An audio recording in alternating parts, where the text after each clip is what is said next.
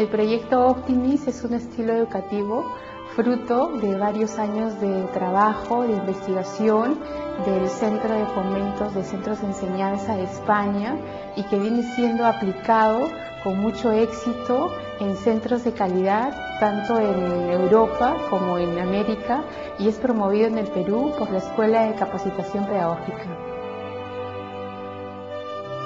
Tanto Torrecillas como el proyecto Optimis, ambos buscamos y promovemos la educación personalizada, la educación completa y la educación integral del niño, justamente para poner los cimientos sólidos para que nuestros niños tengan éxito en su escolaridad posterior. Nosotros buscamos y usamos ciertas estrategias educativas de vanguardia, como por ejemplo los bits de lectura, bits de palabras, las audiciones musicales, los paseos de aprendizaje, los rincones, además que contamos con las audiciones musicales y un programa de eficacia visual. Con todas estas metodologías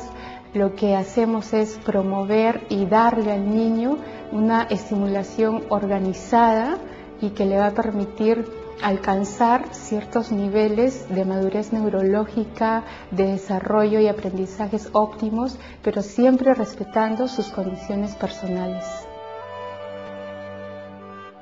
Porque esta etapa es conocida como la edad de oro, en donde transcurren la mayoría de los periodos sensitivos, es decir,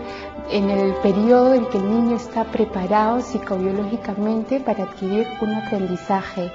Pero es importante decir que ningún estímulo será efectivo si es que no está lleno de amor y de mucho cariño. Para nosotros los padres juegan un rol muy importante, muy protagónico, su labor es insustituible y el ambiente familiar que ellos les tienen que dar a sus hijos tiene que estar lleno también de estímulos. Para eso nosotros les brindamos un asesoramiento educativo permanente y nuestras profesoras están calificadas para eso, para lograr y buscar en nuestros niños una excelencia personal.